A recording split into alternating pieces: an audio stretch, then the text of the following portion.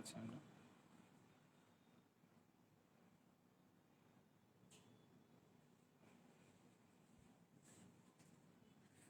আসসালামু আলাইকুম।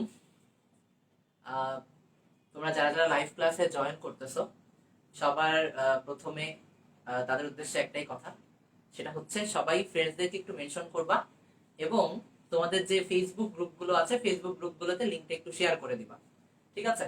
তো আমি তোমাদের মেহেদী ভাইয়া আজকে চলে আসছি হচ্ছে পরিপাক ও শোষণ ক্লাস নিয়ে, জুওলজি চ্যাপ্টার 3।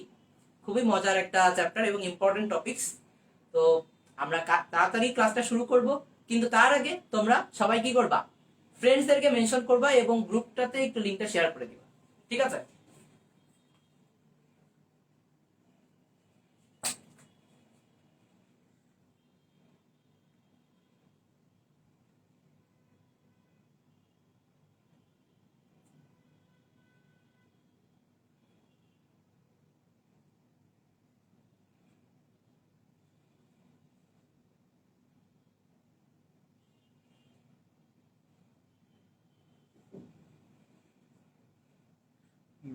তুমি আইডি থেকে দিয়ে দিও।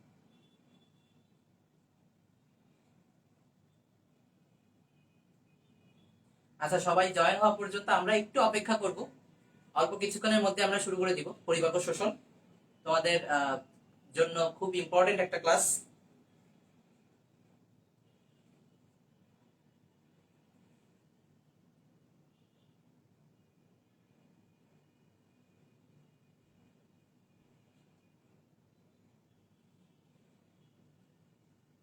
বোর্ডটা একটু দূরে আছে।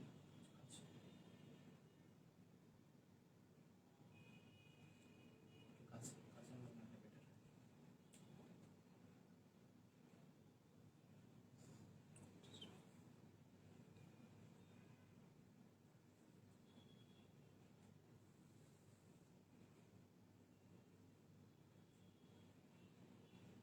আমরা হচ্ছে চ্যাপ্টারটা যেহেতু একটু বড়, তো এই জন্য চ্যাপ্টারটাকে দুইটা অংশে ভাগ করছি। তো আজকে হচ্ছে আমাদের আমরা এই টপিকস গুলো নিয়ে আলোচনা করব। ইনশাআল্লাহ আমরা ক্লাসেই টপিক গুলো ক্লিয়ার করে ফেলার চেষ্টা করব, ঠিক আছে? তো আমরা কথা না বাড়িয়ে আস্তে আস্তে ক্লাসের দিকে যাই। দেখো, তোমাদের বোর্ডে কিছু জিনিস লেখা আছে, খুবই ইম্পর্টেন্ট এবং মজার কিছু তথ্য লেখা আছে। প্রথমত, অধ্যায়টার নাম কি? অধ্যায়টার নাম হচ্ছে পরিপাক এবং শোষণ, তাই না? তাহলে পরিপাক জিনিসটা কি সেটা আগে আমাদের একটু জানা দরকার। পরিপাক আসলে জিনিসটা কি? তো সোজা বাংলায় বলতে গেলে আমরা এই যে বলি না যে খাবার হজম করার যে ব্যাপারটা, ঠিক আছে? তো এই যে সোজা বাংলায় বলতে গেলে এটাই হচ্ছে কি পরিপাক। কিন্তু আমাদের বইয়ের ভাষায় যদি আমরা বলতে চাই, তো পরিপাক টার্মটা হচ্ছে এরকম যে জৈব রাসায়নিক প্রক্রিয়ায় জটিল খাদ্য ভেঙে সরল খাদ্যে পরিণত করতে হবে, ঠিক আছে? তো এই জটিল খাদ্যকে ভেঙে সরল খাদ্য বানাবে হচ্ছে হরমোন অথবা এনজাইম, ঠিক আছে? তো বইয়ে দেখবা এভাবে লেখা আছে যে জৈব রাসায়নিক প্রক্রিয়ায় জটিল খাদ্যটা ভেঙে হরমোন এবং এনজাইমের সহায়তায় ভাঙবে এবং কি সরল খাদ্যে পরিণত হবে, সেটাকে কি বলা হবে? পরিপাক। তাহলে আমরা পরিপাক বলতে সোজা কথায় লিখে লিখে রাখলাম যে জটিল খাদ্য এটা ভেঙে সরল খাদ্যে পরিণত হবে। একদম সহজ জিনিস, যে প্রক্রিয়ায় জটিল খাদ্য যেটা আমরা নরমালি হজম করতে পারবো না, সেটাকে আমরা সরল খাদ্যে পরিণত করব হরমোন এবং এনজাইমের সহায়তায়, সেটাকে আমরা কি বলবো? পরিপাক। এখন দেখো, আমি বোর্ডে কিছু কথা লিখে রাখছি। পরিপাক, পরিপাক যে তন্ত্রের মাধ্যমে সম্পন্ন হয়, এই যে পরিপাক টার্মটা, এই যে পরিপাক, এটা যে তন্ত্রের মাধ্যমে সম্পন্ন হয় সেটাকে বলা হয় পরিপাক তন্ত্র বা পৌষ্টিক তন্ত্র। কি বলছি? পরিপাক কাজটা যে তন্ত্রের মাধ্যমে সম্পন্ন হয় সেটাকে বলা হয় পৌষ্টিক তন্ত্র। এই পৌষ্টিক তন্ত্রে তোমরা বইয়ে দেখবা, বই একটু খুললেই বুঝতে পারবা, পৌষ্টিক তন্ত্রের দুইটা ভাগ, একটা হচ্ছে পৌষ্টিক নালী, একটা হচ্ছে পৌষ্টিক গ্রন্থি। পৌষ্টিক নালী, পৌষ্টিক গ্রন্থি। এখন সোজা কথায় পৌষ্টিক গ্রন্থি নামের মধ্যেই কি আছে? গ্রন্থি আছে, তাই না? তাহলে পৌষ্টিক গ্রন্থি আছে নামের মধ্যেই। তাহলে দেখো, লালা গ্রন্থি, গ্যাস্ট্রিক গ্রন্থি, আন্ত্রিক গ্রন্থি। তাহলে দেখো নামের মধ্যেই সবগুলোতে, প্রায় সবগুলোতেই কি আছে? গ্রন্থি আছে, তাই না? আর এইখানে দেখো নালী, পৌষ্টিক নালী, অন্ন নালী, ঠিক আছে? তারপরে দেখো পাকস্থলী, তো এগুলো হচ্ছে নালীযুক্ত যে অংশ, এটা হচ্ছে গ্রন্থি। তাহলে এখানে তোমাকে কি পড়তে হবে বা কেমন টাইপের কোশ্চেন আসবে সেটা যদি আমি একটু ক্লিয়ার করি, সেটা হচ্ছে দেখো পৌষ্টিক গ্রন্থি 5 ধরনের আছে। পৌষ্টিক গ্রন্থি কয় ধরনের আছে? 5 ধরনের। তো তোমাকে এখানে কোশ্চেন করবে নিচের কোনটা পৌষ্টিক গ্রন্থি নয়, ঠিক আছে? কি করবে? নিচের কোনটা পৌষ্টিক গ্রন্থি নয়, তো তখন এখান থেকে 3টা দিবে, এখান থেকে একটা উঠাই দিবে। তো তোমাকে চেনা লাগবে কোনটা আসলে পৌষ্টিক গ্রন্থির অংশ। তাহলে দেখো লালা গ্রন্থি, যকৃৎ, অগ্নাশয়, গ্যাস্ট্রিক গ্রন্থি এবং আন্ত্রিক গ্রন্থি, এগুলো হচ্ছে সব কি পৌষ্টিক গ্রন্থির অংশ। তাহলে এই যে লালা গ্রন্থি, আচ্ছা আমরা লালা গ্রন্থি সম্পর্কে পরে ডিটেইলস আলোচনা করি। তোমরা জাস্ট এখন একটু মনে রাখো যে ভাইয়া বলছিল পৌষ্টিক গ্রন্থি হচ্ছে 5টা ভাগে ভাগ করা হবে, 5 ধরনের আছে। সেটা হচ্ছে লালা গ্রন্থি, যকৃৎ, অগ্নাশয়, গ্যাস্ট্রিক গ্ল্যান্ড আর আন্ত্রিক গ্রন্থি, ঠিক আছে? আর দেখো পৌষ্টিক নালী আমি লিখে রাখছি প্রায় 8 থেকে 10 মিটার লম্বা হয়, এবং এইটা এই যে মুখ থেকে শুরু হয়। আমরা যে খাওয়া দাওয়া করি না, আমরা মানে যারা একটু পেটুক টাইপের আছো, হ্যাঁ খেতে ভালোবাসি, ঠিক আছে, তো তাদের এই যে আমরা আমাদের কিন্তু বলা যায় যে আমরা এই যে মুখ, মুখ ছিদ্র, তো এইখান থেকেই কি শুরু হচ্ছে? পৌষ্টিক নালী। তো মুখ ছিদ্র পায়ু পর্যন্ত বিস্তৃত, মুখ থেকে পায়ু পর্যন্ত বিস্তৃত যে 8 থেকে 10 মিটার লম্বা অংশ নালী। তো এইখানেও ভাইয়া কিরকম টাইপের কোশ্চেন হতে পারে, এইখানেও তোমাকে পৌষ্টিক নালী কোন কোন অংশ আছে চিনে রাখতে হবে, যে মুখ ছিদ্র প্রথমে, তারপরে মুখ বিবর, গলবিল, অন্ননালী, পাকস্থলী, ক্ষুদ্রান্ত, বৃহদান্ত, পায়ু। এখন এই যে পরের যে টার্মগুলো আছে, এই যে ধরো পাকস্থলী সম্পর্কে আমাদের পরবর্তীতে আলোচনা আছে, আমরা ভাস্টলি পড়বো, কিন্তু এখান থেকে তোমাদের অবশ্যই অবশ্যই মনে রাখতে হবে কোনটা পৌষ্টিক নালীর অংশ, কোনটা পৌষ্টিক গ্রন্থির অংশ। তাহলে সবাই একটু আমাকে কমেন্টস করো তো যে পাকস্থলী এটা কি পৌষ্টিক গ্রন্থি নাকি পৌষ্টিক নালী? সবাই একটু কমেন্টস করে দাও। পাকস্থলী এটা কি পৌষ্টিক নালী নাকি পৌষ্টিক গ্রন্থি? সবাই কমেন্টস করে ফেলো তো, দেখি কে কে পারো। এই এটা দেখা যাবে না, এটা দেখলে তো আর কোনো টুইস্ট থাকলো না, এটা দেখা যাবে না। আমি এটার উপর সামনে দাঁড়ায় আছি, তোমরা সবাই কমেন্টস করে ফেলো, আমি কিন্তু কমেন্টস চেক করব, ঠিক আছে?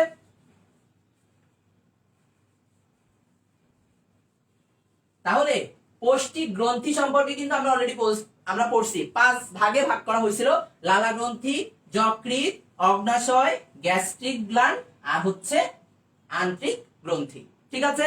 আচ্ছা তাহলে এইবার দেখো বোর্ডে একদম একদম আমার হাতের তোমার বাম দিকে মাস্ট টু রিমেম্বার দিয়ে একটা টপিক লেখা আছে। এই টপিক 3টা, মানে টপিক বলতে এই ইনফরমেশন, যে 4টা ইনফরমেশন লেখা আছে, এই 4টা ইনফরমেশন সবসময় আসে, সবসময় আসে। এখন তোমরা আমাকে কোশ্চেন করতে পারো ভাই এটা কোথায় আসে? এটা দেখবা তোমরা স্যারদের ব্যাচে যখন পরীক্ষা দিবা, 3য় অধ্যায়ে তোমাদের এখন হয়তোবা স্যারদের ব্যাচে পরীক্ষা চলতেছে, বিভিন্ন স্যারদের ব্যাচে তোমরা পরীক্ষা দাও, অথবা বিভিন্ন প্রতিযোগিতামূলক পরীক্ষা যখন দিবা, তো 3য় অধ্যায় থেকে one of the most important question গুলোর মধ্যে অবশ্যই এই কোশ্চেন গুলো থাকবে।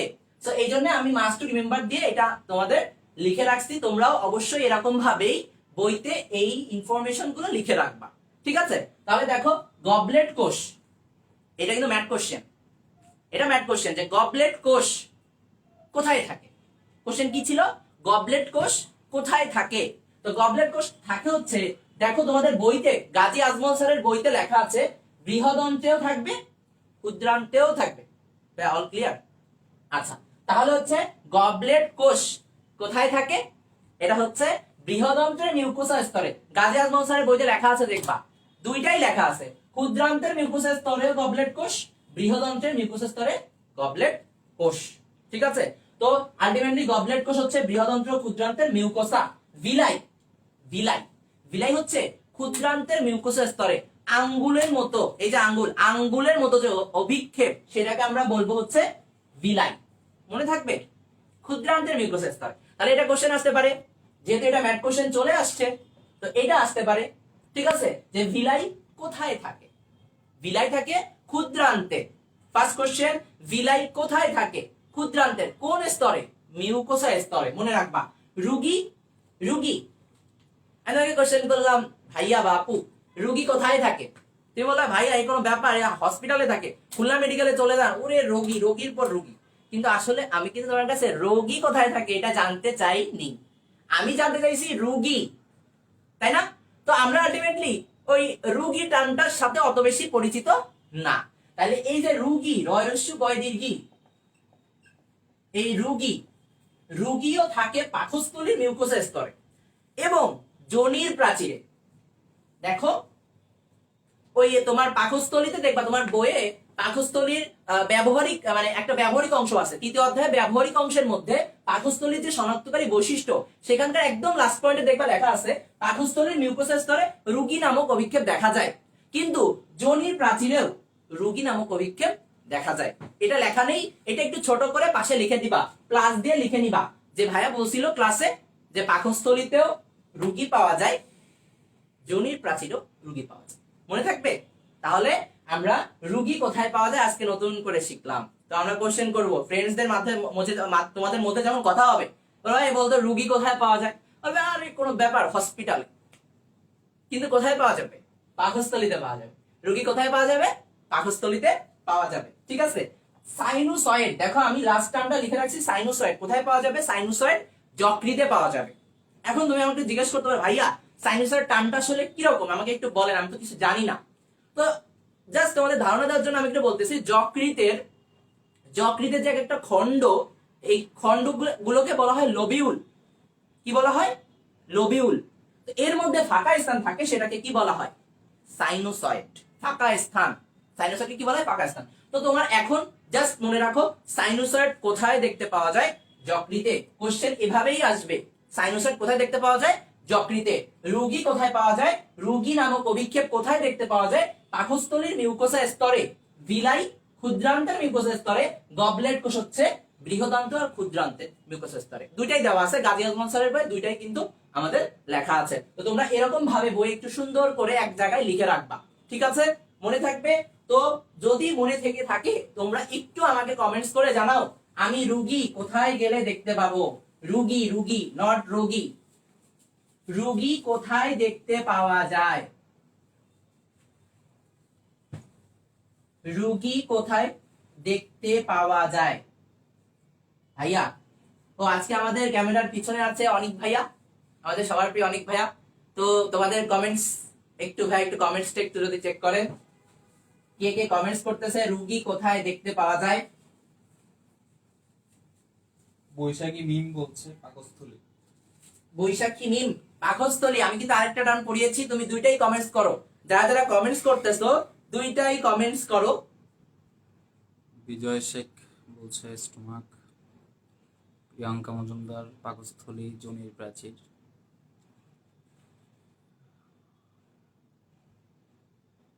সঞ্জিদা সৃষ্টি পাকস্থলী। আচ্ছা ঠিক আছে। তো যারা পাকস্থলী এবং যোনির প্রাচীর বলতেছো সবারই মোটামুটি ঠিক আছে, অনেক অনেক ধন্যবাদ তোমাদের। এখন হচ্ছে আমরা কি নিয়ে পড়বো, সেটা হচ্ছে লালা গ্রন্থি। সবাই একটু মনোযোগ দাও। লালা গ্রন্থি ইংলিশে বলা হয় স্যালাইভারি গ্ল্যান্ড, ঠিক আছে? ইংলিশে কি বলা হয়? স্যালাইভারি গ্ল্যান্ড, ঠিক আছে? তো এই লালা গ্রন্থি কি জিনিস আমরা একটু আগে পড়ে আসছি যে পৌষ্টিক গ্রন্থির মধ্যে ছিল লালা গ্রন্থি, ঠিক আছে? তো এই লালা গ্রন্থি, মানুষের লালা গ্রন্থি থাকে 3 জোড়া। আমি যদি বলি ভাইয়া লালা গ্রন্থির ফার্স্ট কোশ্চেন কি হবে, আমাকে একটু বলেন। ফার্স্ট কোশ্চেন হচ্ছে লালা গ্রন্থি কয় জোড়া থাকে? কয় জোড়া? আমি কিন্তু টা চাইনি, ঠিক আছে? তাহলে মানবদের লালা গ্রন্থি থাকে 3 জোড়া, মনে থাকবে? মানবদের লালা গ্রন্থি কয় জোড়া থাকে?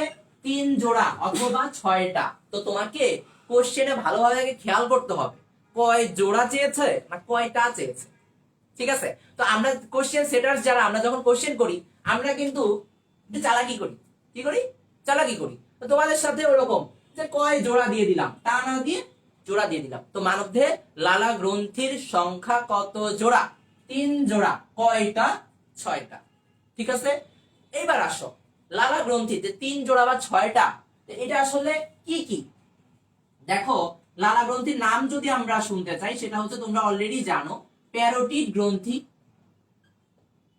তারপরে আছে সাব ম্যান্ডিবুলার,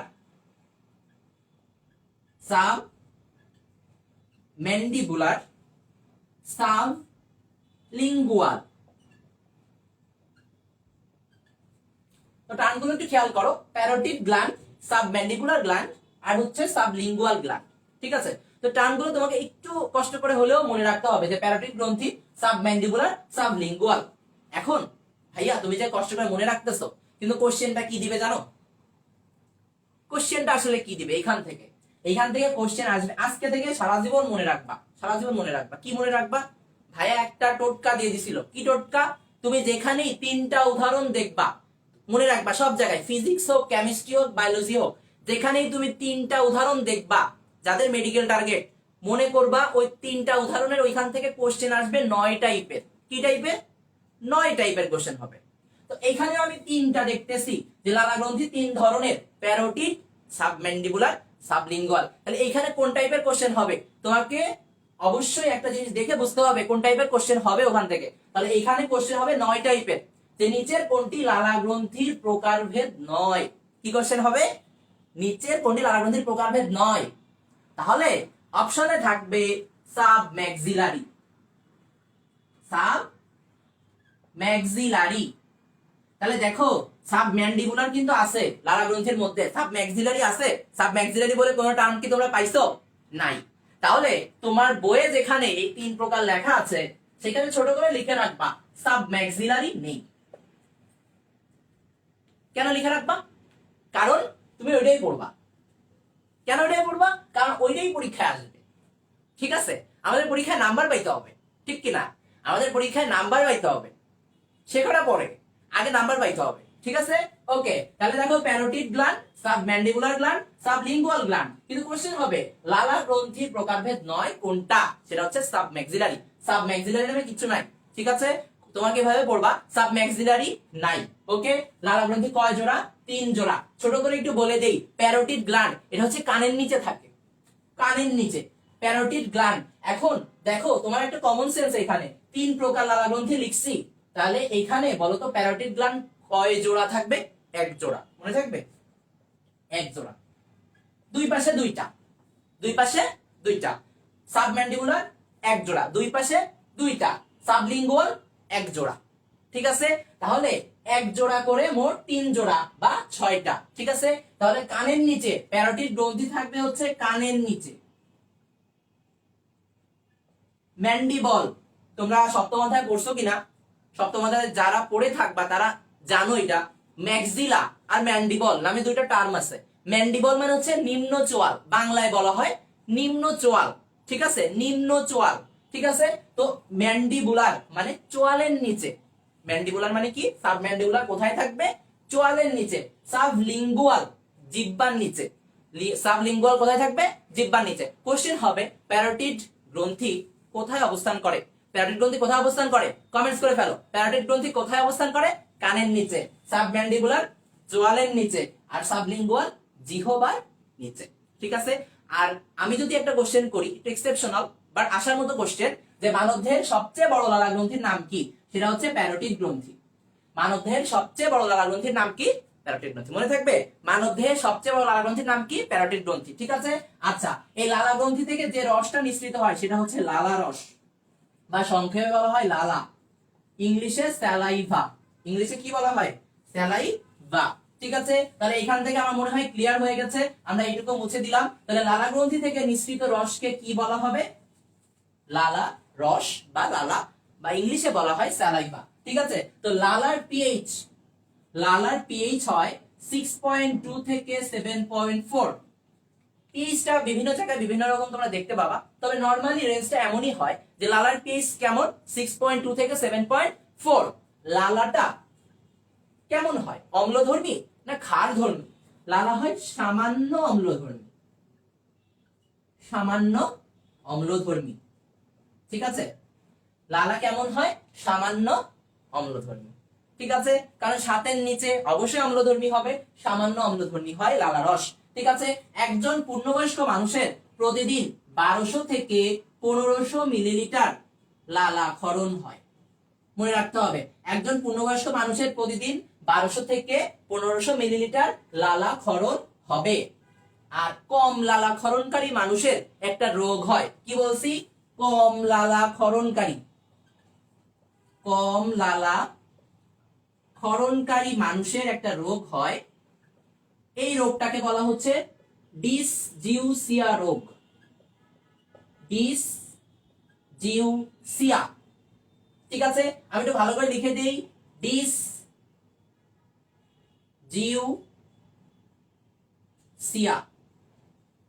কম লালা ক্ষরণকারী মানুষ কি রোগে ভোগে?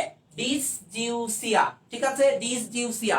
টার্মটা অনেকের কাছে নতুন লাগতে পারে, কারণ গাজী আজমল স্যারের বইয়ে এই টার্মটা নাই, আলিম স্যারের বইয়ে আছে। আর মেডিকেলের কিছু কিছু কোশ্চেন, অল্প কিছু কোশ্চেন, মাথা খারাপ করার কোনো দরকার নাই, অল্প সামান্য কিছু কোশ্চেন আলিম স্যারের বই থেকে হয়। তো সেই জন্য আমরা জাস্ট কিছু ইনফরমেশন পড়লাম। তাহলে কম লালা ক্ষরণকারী মানুষ একটা রোগে ভোগে, রোগটার নাম কি? ডিসজিউসিয়া। একজন পূর্ণবয়স্ক মানুষের প্রতিদিন 1200 থেকে 1500 মিলিলিটার লালা ক্ষরণ হয়। লালা রস কেমন হয়? সামান্য অম্লধর্মী। লালার পিএইচ 6.2 থেকে 7.4। এখন একটা কোশ্চেন, সেদিন আমাকে একটা স্টুডেন্ট কোশ্চেন করতেছিল, ও তোমাদের সাথে পড়ে, তো বলতেছিল যে ভাইয়া যদি বলি লালা অম্লধর্মী, এটা কি সত্য না মিথ্যা? তোমরা জানো মেডিকেলের কোশ্চেন যদি তোমরা দেখে থাকো, মেডিকেলে সত্য মিথ্যা টাইপের কোশ্চেন আসে এখনো। সত্য নয় মিথ্যা কোনটা, এই টাইপের কোশ্চেন আসে। তো লালা অম্লধর্মী বললো, এটা কি সত্য? আমি বললাম আংশিক সত্য, কিন্তু পুরোপুরি না। ঠিক আছে, কারণ কি? লালা হচ্ছে সামান্য অম্লধর্মী। ঠিক আছে, তো এই কোশ্চেনটার মাধ্যমে আমি আসলে তোমাদেরকে বোঝাচ্ছি যে মেডিকেল মানে সূক্ষ্ম জিনিসগুলো তোমাকে ধরতে হবে। তোমাদের যাদের মেডিকেল টার্গেট তারা এরকম সূক্ষ্ম সূক্ষ্ম জিনিসগুলো অবশ্যই ভালো করে গুরুত্ব দিয়ে পড়বা, যে লালা সামান্য অম্লধর্মী। ঠিক আছে, তো অম্লধর্মী বললে যে একদম ভুল তা বলবো না, ঠিক আছে, কিন্তু একদম সত্যও না। তো লালা রস হচ্ছে সামান্য অম্লধর্মী। তো এই যে টার্মগুলো আমি বললাম, তোমাকে অবশ্যই লালা রস থেকে এই টার্মগুলো পড়লে ইনশাআল্লাহ হয়ে যাবে। ঠিক আছে, সবাই ক্লিয়ার? ওকে, তাহলে আমাকে জাস্ট একটা জিনিস কমেন্টস করে তোমরা জানাও যে কম লালা ক্ষরণকারী মানুষ একটা রোগে ভোগে, রোগটার নাম কি বলছি? সবাই কমেন্টস করে ফেলো। কম লালা ক্ষরণকারী মানুষ যে রোগে ভোগে, সেই রোগটার নাম আমি কি বলেছি?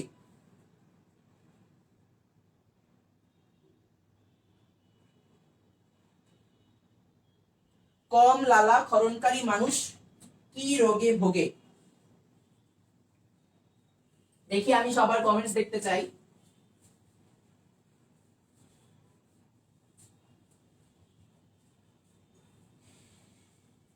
হ্যাঁ, অনেকে কমেন্টস করতেছে ডিসজিউসিয়া।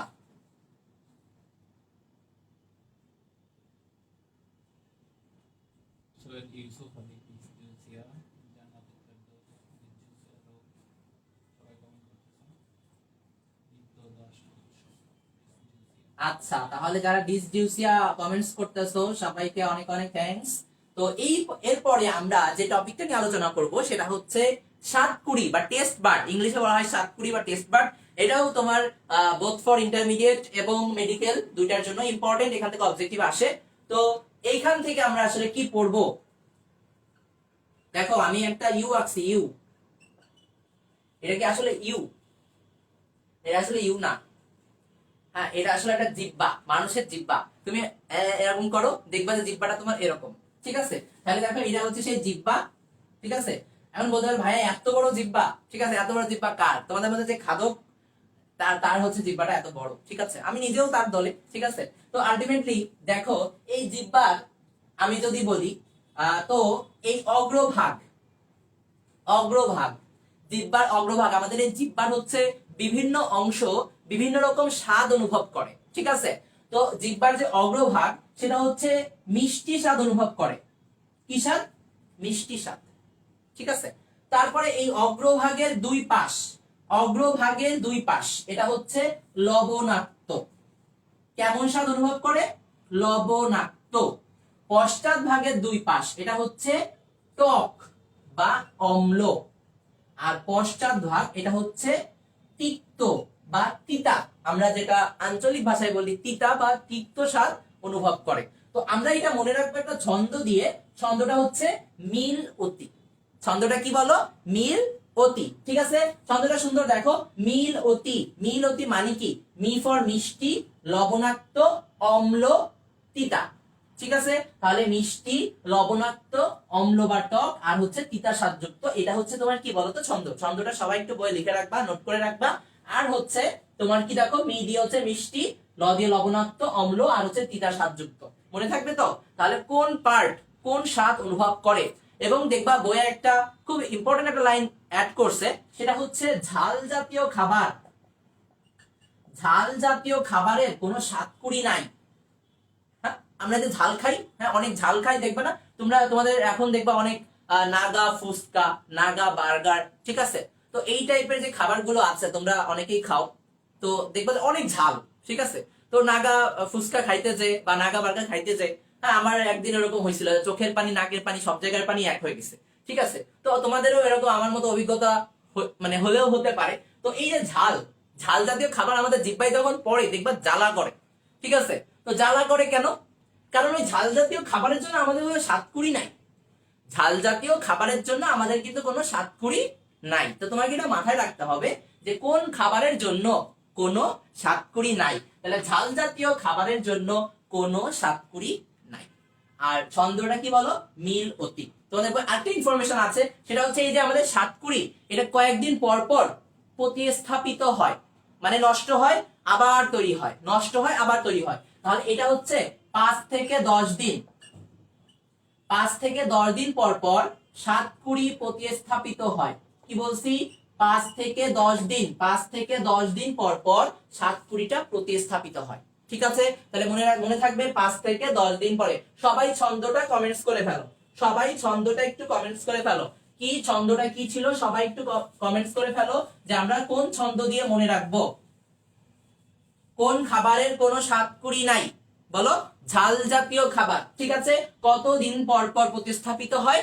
5 থেকে 10 দিন। মনে থাকবে 5 থেকে 10 দিন পর পর আমাদের স্বাদকুড়িটা প্রতিস্থাপিত হয়, ঠিক আছে।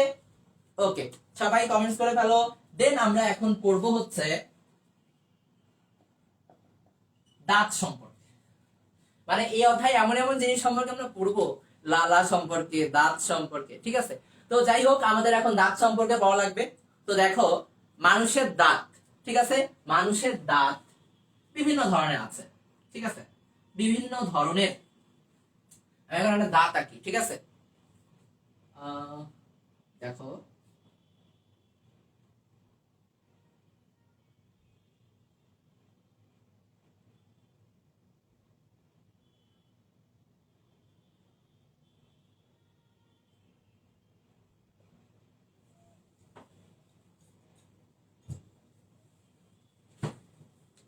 কি হয়েছে আল্লাহ জানে, ঠিক আছে, তারপরেও আঁকছি, ঠিক আছে, অনেক ভালো। তোমরা জানো আমি খুব ভালো চিত্র আঁকি। তো এটা হচ্ছে দাঁত, বিখ্যাত দাঁত, ঠিক আছে।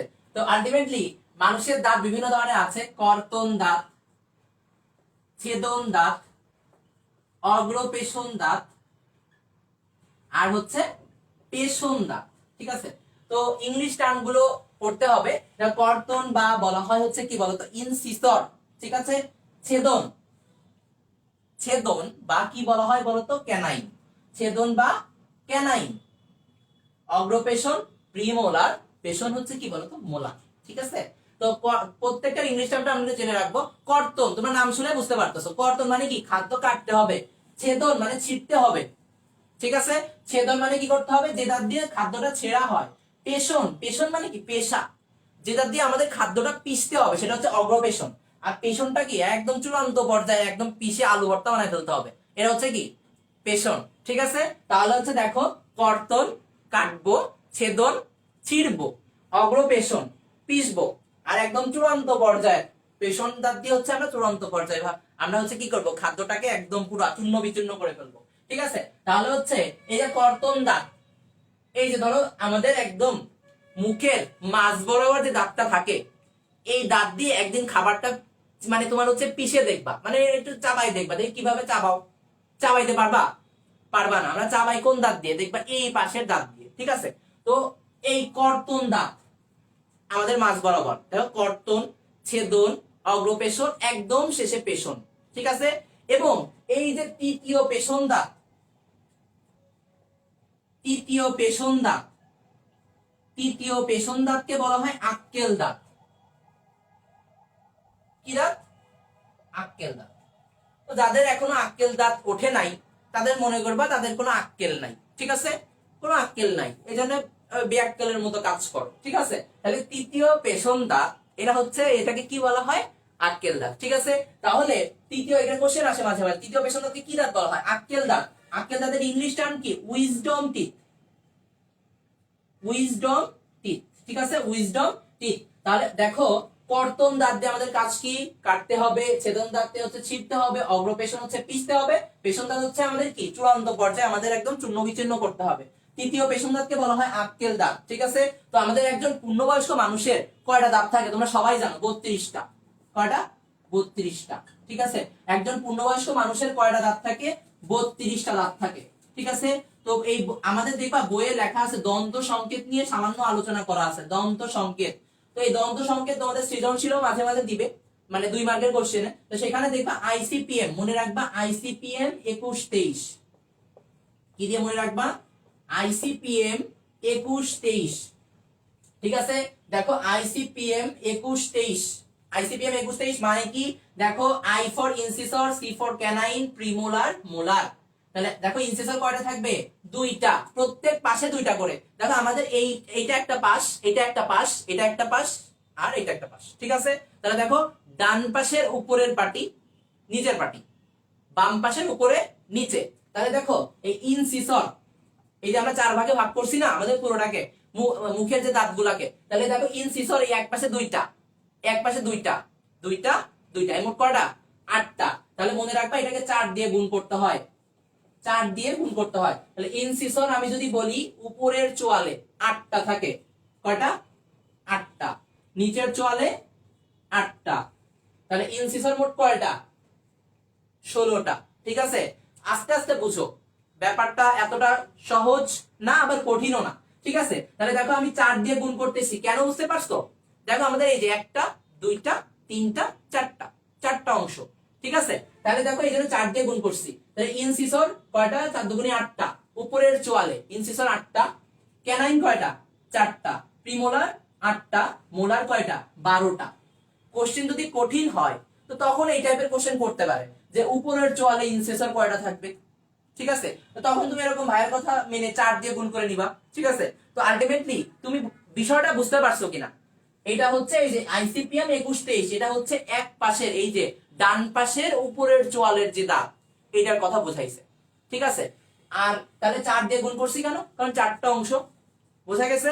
তৃতীয় পেশন দাঁত কি বলছি? Wisdom teeth. মনে রাখবা দুধ দাঁত, দুধ দাঁতের সংখ্যা কয়টা? দুধ দাঁত এটা হচ্ছে 20টা। দুধ দাঁত কয়টা বলো? 20টা। দুধ দাঁত হচ্ছে 20টা, মনে রাখতে হবে। দুধ দাঁত কয়টা? 20টা। শিশুদের থাকে, তাই না? তো আমারও আছে, কারণ আমি এখনো শিশু। তাহলে দুধ দাঁতের সংখ্যা কয়টা? 20টা। ঠিক আছে, তো এই শিশুদের শিশুদের কি থাকে? দুধ দাঁত। কিন্তু শিশুদের কি আক্কেল দাঁত থাকে? নাই। শিশুদের আক্কেল দাঁত কিন্তু থাকে না। শিশুদের আক্কেল দাঁত থাকে না। আর কি থাকে না? আর হচ্ছে অগ্রপেশন থাকে না। কি থাকে না? অগ্রপেশন থাকে না। এখন তোমরা আমাকে পচানোতনে বলতে পারো, ভাইয়া আপনি যদি শিশু হন তাহলে তো আপনার আক্কেল দাঁত নেই। কিন্তু আমি একটু এক্সেপশনাল, তো এই জন্য আমার আক্কেল দাঁত আছে। ঠিক আছে, তাহলে দেখো শিশুদের আক্কেল দাঁত থাকে না। ঠিক আছে, আর কি থাকে না? অগ্রপেশন থাকে না। অনেক ভাই ওই পাশে অ্যাঙ্গেলে আমার দিক তাকাচ্ছে। ঠিক আছে, আচ্ছা তাহলে হচ্ছে দেখো শিশুদের আক্কেল দাঁত থাকে না আর অগ্রপেশন থাকে না। তাহলে দেখো শিশুদের কি কি থাকে না? কোশ্চেন আসবে শিশুদের কোন দাঁত অনুপস্থিত। প্রথমত আক্কেল দাঁত আর অগ্রপেশন দাঁত, খুবই ইম্পর্টেন্ট কোশ্চেন। এইচএসসি, তোমাদের এইচএসসি এর জন্য ইম্পর্টেন্ট, মেডিকেলের জন্যও ইম্পর্টেন্ট। অগ্রপেশন দাঁত কিন্তু থাকে না, আক্কেল দাঁতও থাকে না। অগ্রপেশনের ইংলিশ কি? সবাই কমেন্টস করে ফেলো। অগ্রপেশনের ইংলিশ ভাইয়া কি বলছিল? সবাই কমেন্টস করে ফেলো, দেখি কতটা মনে আছে অগ্রপেশনের ইংলিশ টার্মটা। সবাই একটু কমেন্টস করে ফেলো, অগ্রপেশন দাঁতের ইংলিশটা কি? অগ্রপেশন দাঁত।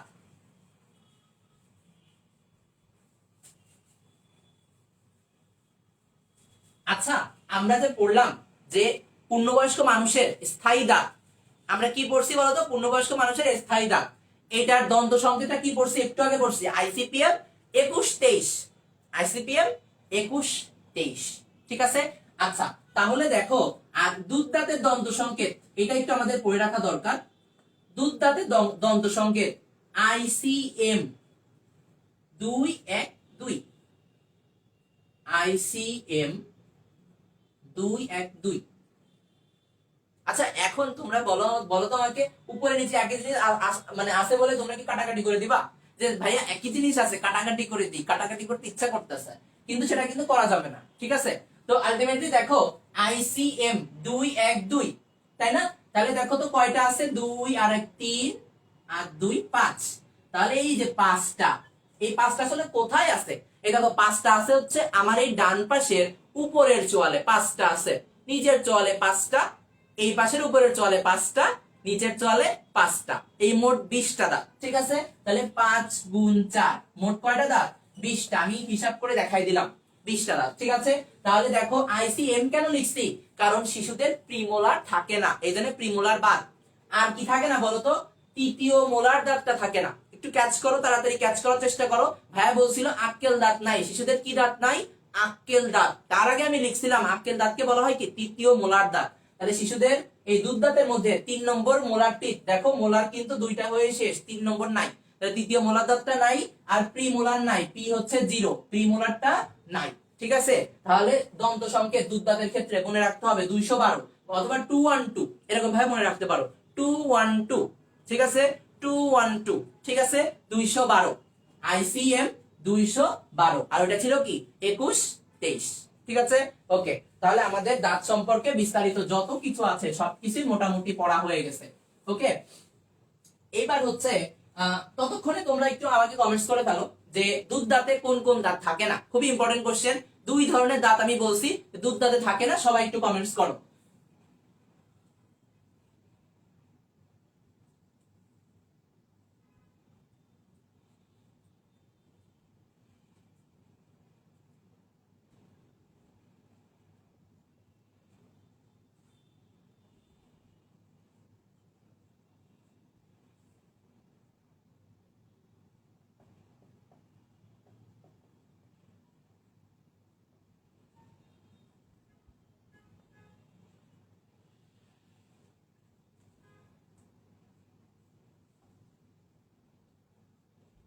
এখন আমরা পাকস্থলী সম্পর্কে পড়বো, একটু পাকস্থলী বা স্টোমাক নিয়ে পড়বো।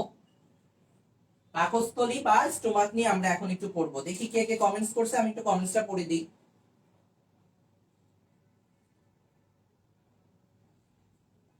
হ্যাঁ, একজন কমেন্টস করতেছিল ভাইয়া যে কোনো এক চুয়ালের জন্য 2 দ্বারা গুণ করতে হবে কিনা।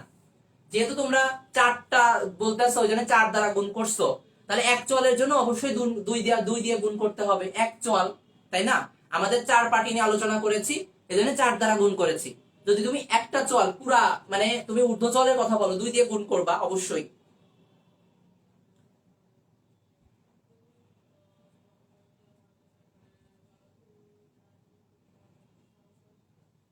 প্রিমোলার আর আক্কেল, অনেকে কমেন্টস করছো প্রিমোলার আর আক্কেল। হ্যাঁ ঠিকই আছে, সবাই যারা যারা কমেন্টস করতেছো তোমাদের দেখবা কাজ হবে, ক্লাস শেষে দেখবা সবগুলোই জিনিসই তোমাদের মুখস্থ হয়ে গেছে। তাহলে দেখো এই পাকস্থলীর আমরা জাস্ট কয়েকটা অংশ নিয়ে একটু আলোচনা করব। সেটা হচ্ছে দেখো পাকস্থলীতে ছোট একটা বাঁক আছে, বাঁক, বাঁক মানে কি বক্র অংশ, তাই না? তাহলে দেখো এখানে একটা বক্র অংশ, এইটা একটা বক্র অংশ। তাহলে দেখো এই যে ছোট যে টাইপের যে বাঁকটা, এটাকে বলতেছে ছোট বাঁক। তোমরা পাকস্থলীর অংশের মধ্যে দেখবা যে কার্ডিয়া আছে, কার্ডিয়া আছে, ফান্ডাস নামে একটা টার্ম আছে, পাইলোরাস আছে, ছোট বাঁক আছে, বড় বাঁক আছে, ঠিক আছে? তাহলে কার্ডিয়া, কার্ডিয়া জিনিসটা আসলে কি? কার্ডিয়া হচ্ছে পাকস্থলীর যে অংশ, পাকস্থলীর যে অংশ অন্ননালীতে উন্মুক্ত হয়। কি বলছি? অন্ননালী। তোমাদের খেয়াল আছে কিনা, তোমাদের খেয়াল আছে কিনা পৌষ্টিক নালীর অংশের মধ্যে আমরা এখানে যখন লেখা ছিল ক্লাসের শুরুতেই পৌষ্টিক নালীর অংশগুলোর মধ্যে আমরা পড়ছিলাম যে মুখ ছিদ্র, মুখ বিবর, গল বিল, অন্ননালী, দেন কি পাকস্থলী পড়ছিলাম। তাহলে অন্ননালীর পরের অংশই কি? পাকস্থলী। তাহলে এই তোমার কি পাকস্থলীর যে অংশটা অন্য নালীর সাথে তোমার অন্য নালীতে গিয়ে উন্মুক্ত হয় সেটাকে বলতেছি কার্ডিয়া। কি বললাম? পাকস্থলীর যে অংশটা অন্য নালীতে গিয়ে উন্মুক্ত হয় সেটাকে কি বললাম? কার্ডিয়া। তাহলে পাকস্থলীর যে অংশ অন্য নালীতে উন্মুক্ত হয় সেটাকে বলতেছি কার্ডিয়া। এবার আমাকে বলো তো পাকস্থলীর পরের অংশটার নাম আমি কি বলছিলাম? বলতো পাকস্থলীর পরে কি ছিল? ক্ষুদ্রান্ত। বলতো ক্ষুদ্রান্তের ফার্স্ট অংশের নাম কি? তোমাদের সবার পারার কথা, ক্ষুদ্রান্তের ফার্স্ট অংশের নাম কি? ডিওডেনাম, যেটা হচ্ছে ক্ষুদ্রান্তের ইউ আকৃতির অংশ। ক্ষুদ্রান্তের ইউ আকৃতির অংশ এটা কি? ডিওডেনাম, তাই না? তাহলে দেখো তোমরা একটু বুঝে বুঝে পড়ো। দেখো কি বললাম? কার্ডিয়া হচ্ছে অন্ননালীতে উন্মুক্ত হচ্ছে, আর এক পাশে পাইলোরাস, পাইলোরিক যে প্রান্ত, এই পাইলোরাসটা হচ্ছে ডিওডেনামে উন্মুক্ত হয়, ডিওডেনাম। এখন তোমাদের যখন কোশ্চেন করা হয় দেখবা যে প্রায় ভেজাল লেগে গেছে, যে ভাইয়া কোশ্চেন করলেই ভেজাল লেগে যায় ভাই, পুরা সব একদম আওলা ঝাউলা হয়ে গেছে, সব এই অন্ননালী হয়ে গেছে ডিওডেনাম, ডিওডেনাম হয়ে গেছে অন্ননালী। একটু বুঝে পড়তে হবে। তো দেখো কার্ডিয়া, কার্ডিয়া হচ্ছে অন্ননালীতে উন্মুক্ত হচ্ছে, পাইলোরাস ডিওডেনামে উন্মুক্ত হচ্ছে। কিভাবে বুঝলাম? কারণ পাকস্থলীর আগের অংশ হচ্ছে অন্ননালী, পরের অংশ কি বলতো? ক্ষুদ্রান্ত। তো ক্ষুদ্রান্তের প্রথম অংশ কি? ডিওডেনাম। তাহলে তোমাকে এখানে কোশ্চেন করবে যে ডিওডেনামে উন্মুক্ত হয় কোন অংশ? পাইলোরাস। অন্ননালীতে উন্মুক্ত হয় কার্ডিয়া। এটা একটা ছিদ্র দেখতেছো, ছিদ্র, স্ফিংটার, ইংলিশে কি বলা হয়? স্ফিংটার। তা এইটা, এই যে তোমার পাইলোরাস প্রান্তে যে ছিদ্রটা, এই ছিদ্রটাকে বলা হয় পাইলোরিক স্ফিংটার, আর কার্ডিয়া প্রান্তে যে ছিদ্রটা, এটাকে বলা হয় কার্ডিয়াক স্ফিংটার। এই যে দেখো একটা কি বলতো, থলির মতো অংশ অথবা গম্বুজ আকৃতির অংশ। তো তোমরা যারা বাগেরহাটে 60 গম্বুজ মসজিদ দেখতে গেছো, দেখবা গম্বুজ গুলো, বাগেরহাটে যাওয়ার দরকার নেই, খুলনায় ময়লাপোতাতেই আছে। তো ময়লাপোতায় দেখবা গম্বুজ আকৃতির একটা মাজার টাইপের একটা ইয়া আছে, একদম ময়লাপোতার মোড়ের আগে, মসজিদের আগেই। তো গম্বুজ গুলো কেমন হয়? এরকম এরকম হয় না? হ্যাঁ, টুপি আকৃতির। তো এটা দেখো একটা গম্বুজের মতো, মানে উল্টা করে ধরো দেখবা একটা গম্বুজ। তো গম্বুজ আকৃতির মতো যে অংশ বা থলির মতো যে অংশ, সেটাকে কি বলবো? ফান্ডাস। মনে থাকবে। তো গম্বুজ আকৃতির অংশ বা থলির মতো অংশের নাম কি? ফান্ডাস। পাকস্থলীর থলি আকৃতির যে অংশ বা গম্বুজ আকৃতির অংশের নাম কি?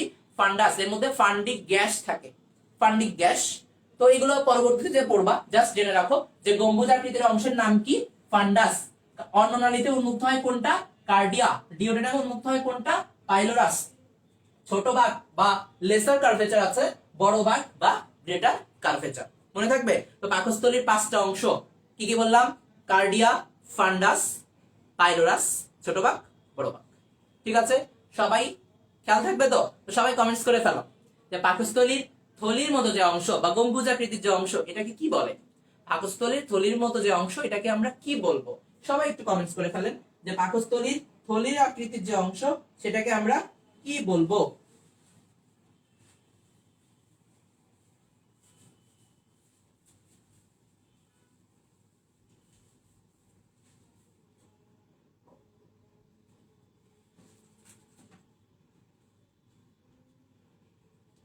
ভাইয়া ঝাপসা দেখা যাচ্ছে, একটু নেটওয়ার্ক জনিত প্রবলেম হতে পারে।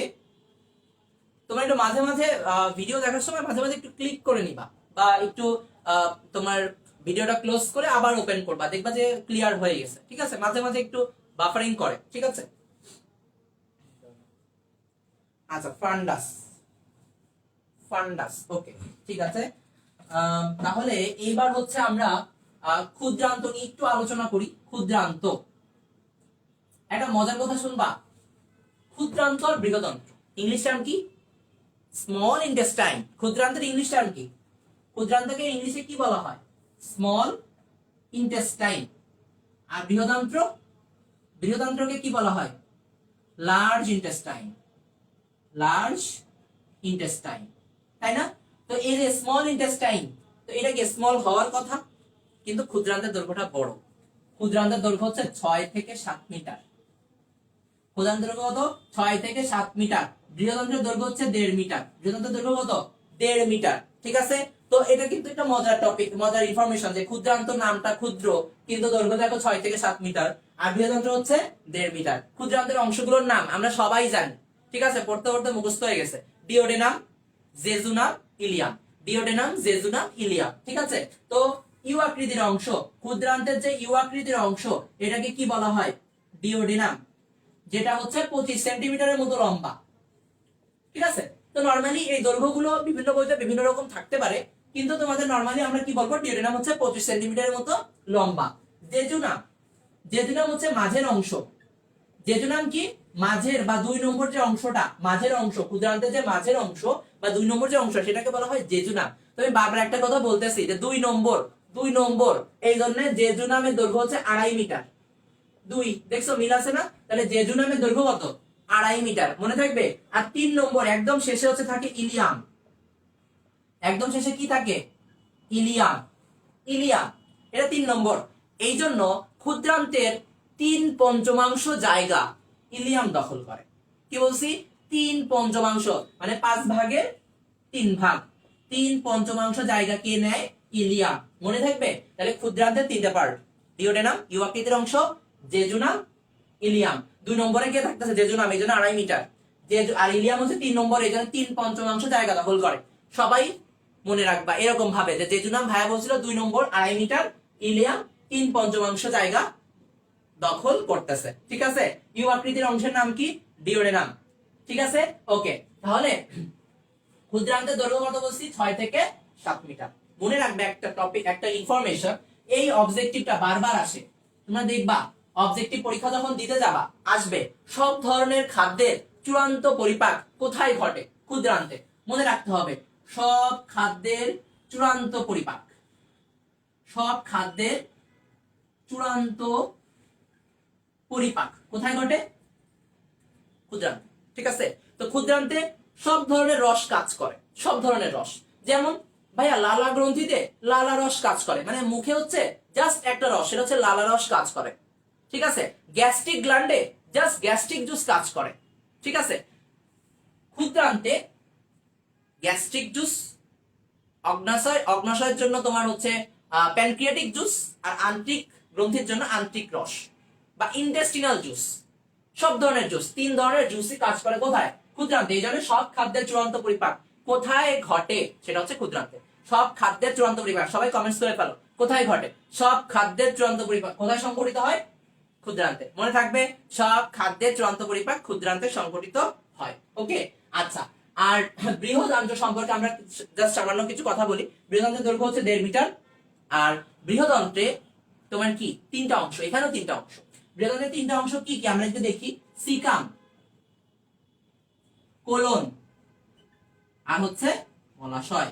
Caecum, colon, মলাশয়। এই সিকামের সাথে অ্যাপেন্ডিক্স সংযুক্ত থাকে। তোমরা অ্যাপেন্ডিক্স আমার সাথে কম বেশি সবাই পরিচিত, কারণ দেখবা আমাদের আত্মীয় স্বজনের বেশিরভাগ সময় অ্যাপেন্ডিক্সে অপারেশন করা হয়, অ্যাপেন্ডিসাইটিস হয়।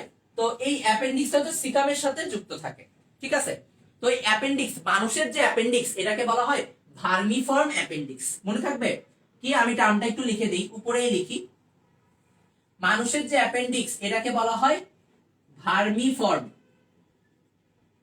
Vermiform appendix. মানুষের অ্যাপেন্ডিক্সকে কি বলা হবে? Vermiform appendix. ঠিক আছে? এটা একটু লিখে রাখবা, বইয়ে হয়তো লেখা নাই। তো মানুষের অ্যাপেন্ডিক্সটাকে বলা হয় ভার্মিফর্ম অ্যাপেন্ডিক্স। এটা সচরাচর আসে না, সবসময় এই কোশ্চেনটা আসে যে অ্যাপেন্ডিক্স বৃহদন্ত্রের কোন অংশের সাথে যুক্ত থাকে? সেটা হচ্ছে সিকাম। অ্যাপেন্ডিক্স বৃহদন্ত্রের কোন অংশের সাথে যুক্ত থাকে? অ্যানসার কি হবে? সিকাম। অ্যাপেন্ডিক্স বৃহদন্ত্রের সিকামের সাথে যুক্ত থাকে। মানুষের অ্যাপেন্ডিক্সকে কি বলা হয়? Vermiform appendix. অ্যাপেন্ডিক্সকে বলা হয় উপকারী জীবাণুর ভান্ডার, উপকারী জীবাণুর ভান্ডার, উপকারী জীবাণুর ভান্ডার। ঠিক আছে? Colon, colon. সো কোলনের 4টা ভাগ আছে, কোলনের আমার 4টা ভাগ আছে। ঊর্ধ্বগামী কোলন, একটা হচ্ছে ঊর্ধ্বগামী কোলন। কোলন সম্পর্কে যদি আমি একটু লিখতে যাই, এটা একটু মুছে দেই। তাহলে অ্যাপেন্ডিক্সে কি বলা হচ্ছে? Vermiform appendix. দেখো কোলন, কোলনের 4টা অংশ, ঊর্ধ্বগামী বা বলা হচ্ছে অ্যাসেন্ডিং, ইংলিশে বলা হয় অ্যাসেন্ডিং। এটা একটু পড়ে রাখবা। ঊর্ধ্বগামী, তারপর হচ্ছে অনুপ্রস্থ বা ইংলিশে বলা হচ্ছে ট্রান্সভার্স কোলন, ট্রান্সভার্স কোলন। দেন বলা হচ্ছে নিম্নগামী কোলন, নিম্নগামী কোলন বা বলা হচ্ছে ডিসেন্ডিং, ডিসেন্ডিং কোলন। অনুপ্রস্থ, সরি অনুপ্রস্থ। আর একটা হচ্ছে ট্রান্সভার্স কোলন, অনুপ্রস্থ বা ট্রান্সভার্স। আর হচ্ছে সিগময়েড কোলন, সিগময়েড। ঠিক আছে? সিগময়েড। ঠিক আছে? তাহলে দেখো কোলনের 4টা ভাগ। কি বলছি? ঊর্ধ্বগামী, অনুপ্রস্থ, নিম্নগামী, শেষে কি? Sigmoid colon. ওকে, তাহলে কোলনের 4টা ভাগ একটু মনে রাখতে হবে। ঊর্ধ্বগামী বা অ্যাসেন্ডিং, অনুপ্রস্থ বা ইংলিশে বলা হচ্ছে ট্রান্সভার্স, আর তোমার নিম্নগামী বা ডিসেন্ডিং, আর হচ্ছে সিগময়েড, সিগময়েড কোলন। তো কোলনের 4টা ভাগ অবশ্যই তোমাদের একটু মাথায় রাখবা। আর একদম লাস্টে তো মলাশয়, তোমরা জানো যেখানে আমাদের মলটা সাময়িকভাবে জমা থাকে, তাই না? তাহলে সবাই একটু কমেন্টস করে ফেলো তো যে অ্যাপেন্ডিক্স বৃহদন্ত্রের কোন অংশের সাথে যুক্ত থাকে। খুবই ইম্পর্টেন্ট কোশ্চেন, অ্যাপেন্ডিক্স বৃহদন্ত্রের কোন অংশের সাথে যুক্ত থাকে? কোলনের তাহলে কয়টা অংশ বলছি ভাইয়া? 4টা অংশ, ঊর্ধ্বগামী, অনুপ্রস্থ, নিম্নগামী, সিগময়েড। মনে থাকবে তো? আচ্ছা, ইংলিশ নামটা একটু মাথায় রাখবা। ওকে, তাহলে আমরা বৃহদন্ত্র সম্পর্কে সামান্য কিছু জিনিস একটু পড়ছি। আর একটা কথা একটু মনে রাখো, বৃহদন্ত্রে 500 প্রজাতির মিথজীবী ব্যাকটেরিয়া বসবাস করে। কি বললাম? বৃহদন্ত্রে 500 প্রজাতির মিথজীবী ব্যাকটেরিয়া বসবাস করে। ঠিক আছে? ওকে, জাস্ট এতটুকু ইনফরমেশন একটু মাথায় রাখতে হবে। আমরা নেক্সট টপিকসে চলে যাব খুব দ্রুত, কারণ আমরা অল্প কিছু সময়ের মধ্যেই ক্লাস আজকের মতো শেষ করে দিব, এবং নেক্সট দিন আমরা হচ্ছে বাকি অংশটা পড়ে ফেলবো। ঠিক আছে? আচ্ছা, তাহলে দেখো এখন হচ্ছে আমাদের যকৃৎ নিয়ে কিছু কথা আছে। যকৃৎটা আমাদের একটু পড়তে হবে, খুবই ইম্পর্টেন্ট যকৃৎ। সো যকৃৎ নিয়ে পড়তে হলে আমাকে ফার্স্ট যে জিনিসটা জানতে হবে সেটা হচ্ছে যকৃৎ মানবদেহের সবচেয়ে বড় গ্রন্থি। কি বলছি? মানবদেহের সবচেয়ে বড় গ্রন্থির নাম কি? যকৃৎ। যকৃৎ কি বলো? মানবদেহের সবচেয়ে বড় গ্রন্থি। মানবদেহের সবচেয়ে বড় গ্রন্থির নাম কি? যকৃৎ। যকৃৎ হচ্ছে মানবদেহের সবচেয়ে বড় গ্রন্থি। ঠিক আছে? যকৃৎ মানবদেহের সবচেয়ে বড় গ্রন্থি। ঠিক আছে? ওকে, অনেকে দেখলাম সিকাম কমেন্টস করেছো। আচ্ছা, তাহলে হচ্ছে দেখো যকৃৎ মানবদেহের সবচেয়ে বড় গ্রন্থি, এটা আমাদের ফার্স্ট পড়তে হবে। দেন আমাদের পড়তে হবে যকৃৎ। যকৃৎকে কি বলা হয় জানো? একটা নামে ডাকা হয়, নাম হচ্ছে জৈব রসায়নাগার।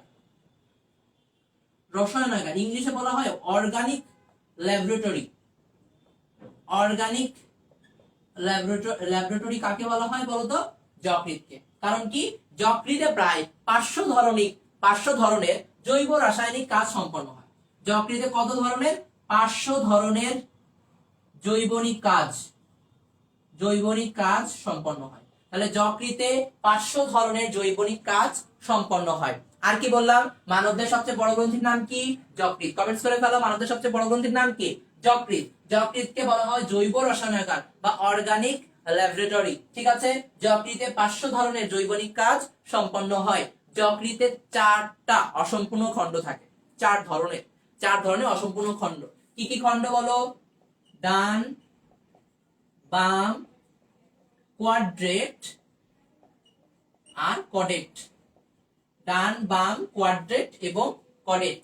ঠিক আছে? তাহলে ডান খণ্ড, বাম খণ্ড, কোয়াড্রেট এবং কডেট, এটা হচ্ছে কি যকৃতের 4টা অসম্পূর্ণ খণ্ড নিয়ে গঠিত। এটা সত্যমিথ্যা টাইপের কোশ্চেনে আসে। যকৃতে কয়টা খণ্ড থাকে? কয়টা খণ্ড? 4টা। অসম্পূর্ণ না সম্পূর্ণ? অসম্পূর্ণ খণ্ড। তো বইয়ে যেখানে অসম্পূর্ণ লেখা আছে ওখানে অবশ্যই তোমরা একটু গোল দিয়ে রাখবা যে অসম্পূর্ণ খণ্ড। যকৃতে কিন্তু 4টা অসম্পূর্ণ খণ্ড থাকে। সবচেয়ে বড় খণ্ডের নাম কি? ডান খণ্ড। সবচেয়ে বড় খণ্ডের নাম কি? ডান খণ্ড। ঠিক আছে? সবচেয়ে বড় খণ্ডের নাম হচ্ছে ডান খণ্ড। তাহলে যকৃৎ সম্পর্কে আমরা কি বললাম? মানবদেহের সবচেয়ে বড় গ্রন্থি। এবং তোমরা বই দেখবা লেখা আছে যকৃতের বিভিন্ন ধরনের ভূমিকা আছে, সঞ্চয়ী ভূমিকা আছে, বিপাকীয় ভূমিকা আছে। ঠিক আছে? তো যকৃতের আমাদের যে বিভিন্ন ধরনের আমরা বললাম যে যকৃতের, আমি প্রথম একদম ফার্স্টে বলে আসছিলাম যকৃতের যে খণ্ডগুলো থাকে খণ্ডগুলোকে লোবিউল বলা হয়। লোবিউল। যকৃতের খণ্ডগুলোকে কি বলা হয়? নামটা কি বলো? লোবিউল। ঠিক আছে? যকৃতের যে কোষ, এই কোষগুলোকে বলা হয় হেপাটিক কোষ। মাথায় রাখো, এই যে জাস্ট সামান্য কিছু ইনফরমেশন। যকৃতের কোষগুলোকে কি বলা হয়? হেপাটিক কোষ বা হেপাটোসাইট। যকৃতের কোষ হেপাটিক কোষ। ঠিক আছে? হেপাটিক কোষ। একদম ফার্স্টে এখানে লেখা ছিল, মাস্ট টু রিমেম্বার দিয়ে, কি বলতো? সাইনোসয়েড কোথায় থাকে? যকৃতে। মনে আছে তো? সাইনোসয়েড কোথায় থাকে? যকৃতে। ওকে, আচ্ছা।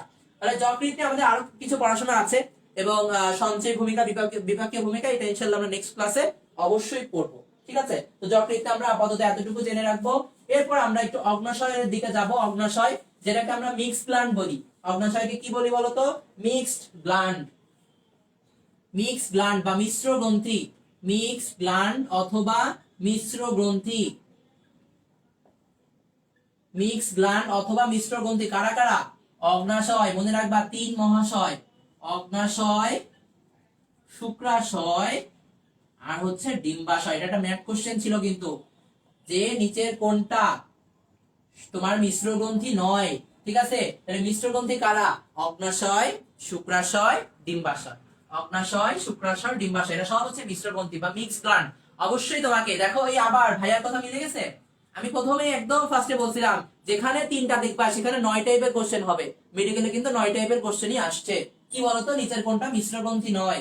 অগ্নাশয়, শুক্রাশয়, ডিম্বাশয়, আর অবজেক্টিভ ছিল পিত্তাশয়। তো পিত্তাশয় নামে তো কিছু নাই, ঠিক আছে? মানে পিত্তাশয় তো আর মিশ্র গ্রন্থি না, ঠিক আছে? তাহলে মিশ্র গ্রন্থি কি কি হয় বলতো?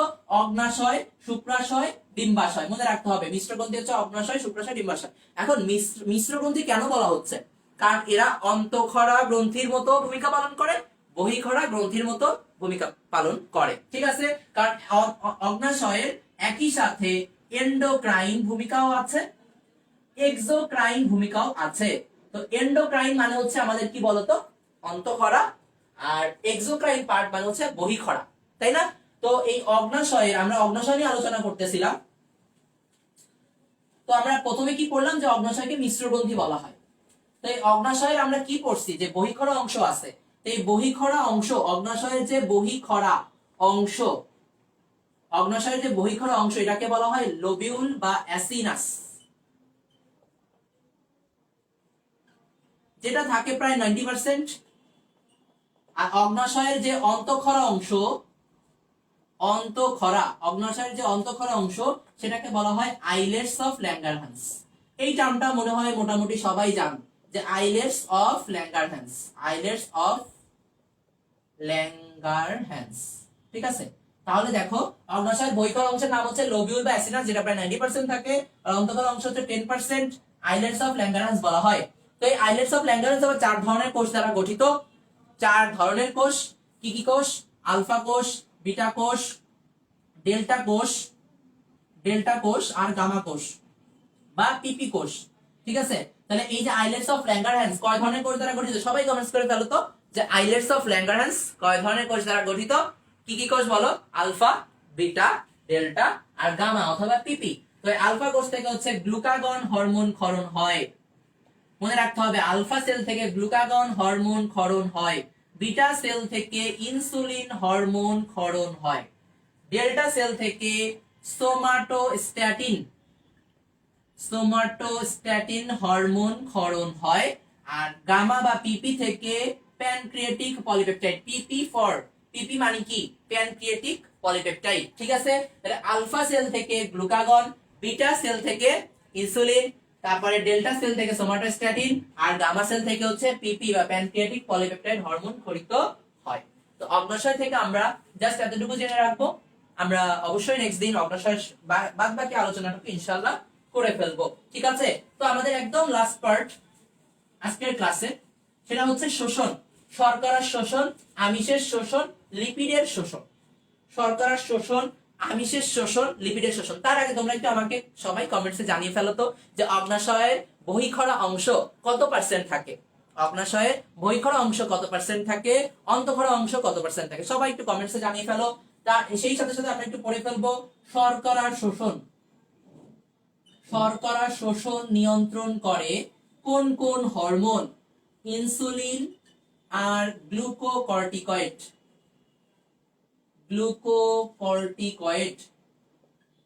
তাহলে শর্করা শোষণ কে নিয়ন্ত্রণ করে বলো?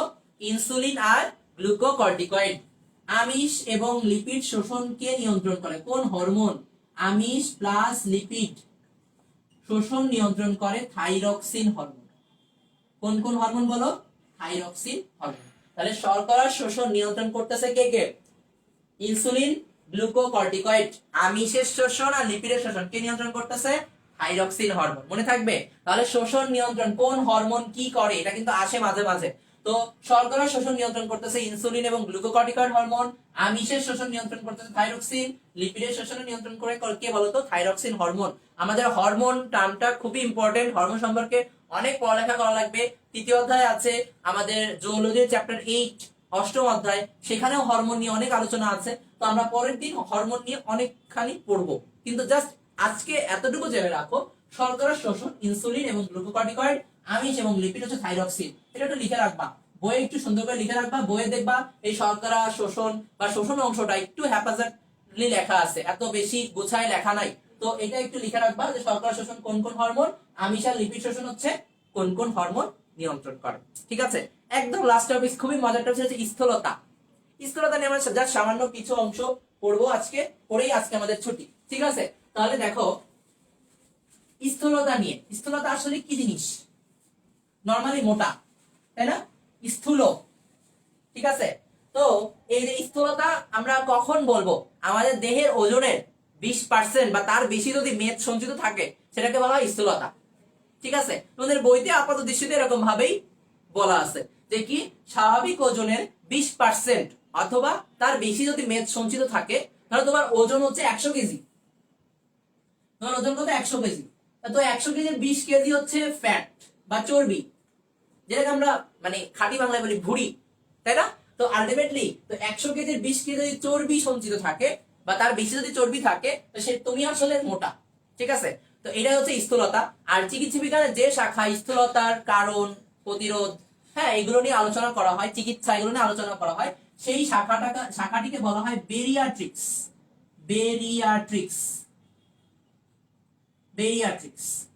হ্যাঁ, এখন এই যে স্থূলতা বা মোটা হওয়ার বেশ কিছু কারণ আছে, ঠিক আছে? তো বেশ কিছু কারণ তোমাদের বইতেও লেখা আছে, দেখবা জিনগত কারণ আছে। ফার্স্ট কারণ দেখবা লেখা আছে জিনগত কারণ। স্থূল হওয়ার, স্থূলতার কারণ, স্থূলতার কারণের ফার্স্টটা হচ্ছে কি বলতো?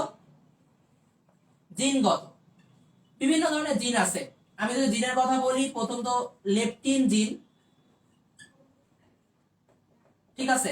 এফটিও জিন, এই টার্মগুলো হয়তো তোমাদের বইয়ে লেখা নাই, শুধু জিনগত কারণটাই লেখা আছে যে আমাদের জিনগত কারণে মানে পিতামাতা মোটা হওয়ার কারণে বা আমাদের মাতা পিতা মোটা হওয়ার কারণে প্রায় 80% ক্ষেত্রেই জিনগত কারণটা দায়ী থাকে মোটা হওয়ার জন্য, ঠিক আছে? তো এই লেপটিন জিনটা কাজ করে, অথবা এফটিও জিন নামে একটা জিন আছে, সেটা হচ্ছে স্থূলতার জন্য দায়ী, ঠিক আছে? আচ্ছা, লেপটিন জিন আর এফটিও জিন, এই দুইটা জিনের কথা একটু মনে রাখবা, যেটা হচ্ছে এই জিনগত কারণ, স্থূলতা জিনগত কারণের জন্য কোন দুইটা জিন দায়ী? লেপটিন জিন, এফটিও জিন, ঠিক আছে?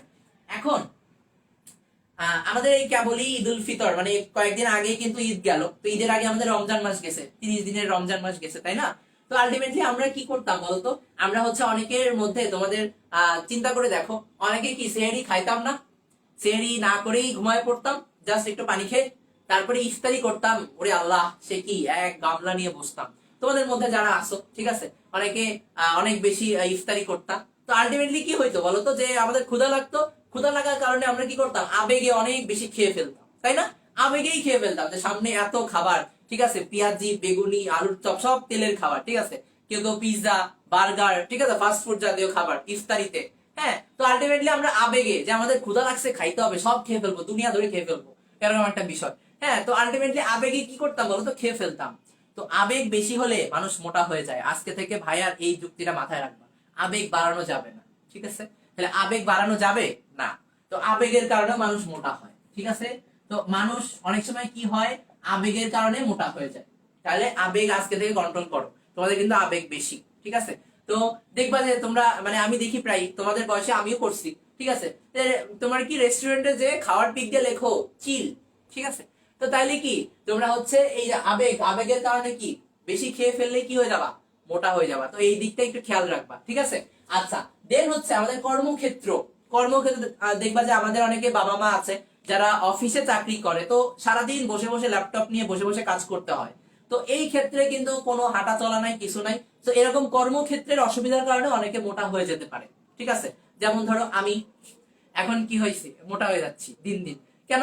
ওই সারাদিন বসে বসে হয় পড়াশোনা করানো লাগে, নিজে পড়াশোনা করা লাগে, না হয় তোমাদের পড়াশোনা করানো লাগে, সারাদিন বসে বসে, ঠিক আছে, অথবা এক জায়গায় দাঁড়ায় দাঁড়ায়, ঠিক আছে? তো আলটিমেটলি তোমার কি কর্মক্ষেত্রের কারণে অনেক সময় মোটা হয়ে যায়, ঠিক আছে? আচ্ছা, এরপরে হচ্ছে দেখো আরো বিভিন্ন কারণ আছে, যেমন গর্ভাবস্থায় মানুষজন মোটা হয়ে যেতে পারে। তো তোমাদের বইয়ে লেখা আছে গর্ভাবস্থায় প্রায় 4 থেকে 6 পাউন্ড ওজন বেড়ে যায়, ঠিক আছে? তো এটা আমরা একটু পড়তে পারো, গর্ভাবস্থায় আমাদের মায়েদের 4 থেকে 6 পাউন্ড ওজন বেড়ে যায়, গর্ভাবস্থায় মানুষের ওজন বেড়ে যেতে পারে। রাতে যারা কম ঘুমাও তাদের জন্য কিন্তু অ্যালার্মিং একটা নিউজ আছে, কি বলতো? রাতে অনেকে আছে, ভাইয়া আমি রাতে ঘুমাই না, দিনে ঘুমাই, ঠিক আছে, দিনে কয়টা থেকে করে 7টা থেকে 12টা পর্যন্ত ঘুমাই, কিন্তু রাতে আমি কি করি? রাতে অনেকে আছে পড়াশোনা করে, যারা একটু পড়াশোনা করো, অনেকে আছে মুভি দেখো, ঠিক আছে, অনেকে আছে গেম খেলো, পাবজি, ভাই আমি পাবজি খেলি রাতে, ঠিক আছে? তো আবার অনেকে আছে টিকটক করো। তো আলটিমেটলি রাতে না ঘুমাইলে কিন্তু কি হয় বলতো? তোমাকে মোটা হয়ে যাবা।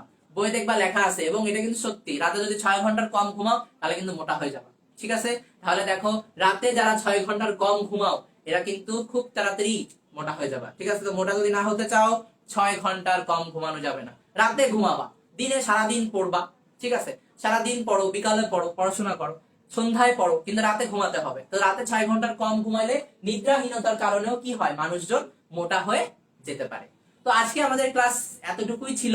আমরা লাস্ট টপিকস একটু তোমার স্থূলতা নিয়ে আলোচনা করেছি। আর ফার্স্ট থেকে লাস্ট পর্যন্ত তোমরা যারা সাথে ছিলে তোমাদেরকে অসংখ্য ধন্যবাদ। আমরা যাওয়ার আগে লাস্ট একটা কমেন্ট তোমাদের থেকে নিব, সেটা হচ্ছে কি, সবাই একটু কমেন্টস করে ফেলো যে স্থূলতার জন্য কোন কোন জিন দায়ী।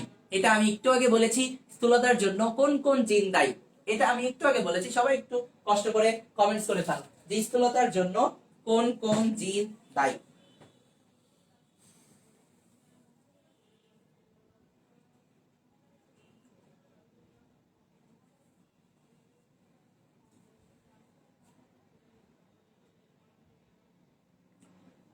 আচ্ছা, বিজয় শেখ বলতেছে লেপটিন জিন,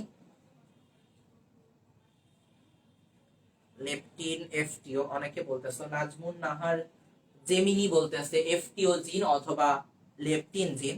তানজিম জান্নাতুল ফেরদাউস, যেহেতু ক্লাস শেষ, অনেকে বিশেষ করে তোমাদের তো তোমাদের সাথে আমার ফার্স্ট ক্লাস, গত বছর বিশেষ করে অনেকে আমার তোমার একটু ক্ষোভ জানাইছিল যে ভাইয়া ক্লাসে কমেন্টস পড়েন না কেন। ঠিক আছে, আমি একটু নামটা একটু পড়ে দেই। অনুরাধা কমেন্টস করতেছে এফটিও লেপটিন, ফয়সাল, সাদিয়া তাবাসসুম, ফারিয়া মিথি, তাসমিয়া ইসলাম, সবাই লেপটিন আর এফটিও জিন কমেন্টস করতেছে। মুসা কালিমুল্লাহ, সৈয়দ ইউসুফ আলী, নাজিফা সুলতানা তয়েবা, সবার নাম পড়ে দিছি। ঠিক আছে, সবার নাম, হ্যাঁ সবার নাম, অনেকে কমেন্টস করছো। ঠিক আছে, তো তোমার মেহেরিবা, মেহেরিন, প্রীতি, নূর মোহাম্মদ, নূরে আলম, তো সবাই যারা লেপটিন এফটিও দিন কমেন্টস করতেছো সবাইকে অসংখ্য অসংখ্য ধন্যবাদ। তোমরা এতক্ষণ ক্লাস করছো, ইনশাআল্লাহ ক্লাসের অনেকখানি জিনিস তোমাদের ক্লিয়ার হয়ে গেছে। ঠিক আছে, তো আজকে এ পর্যন্তই, সবাইকে আল্লাহ হাফেজ, থ্যাংক ইউ, টাটা।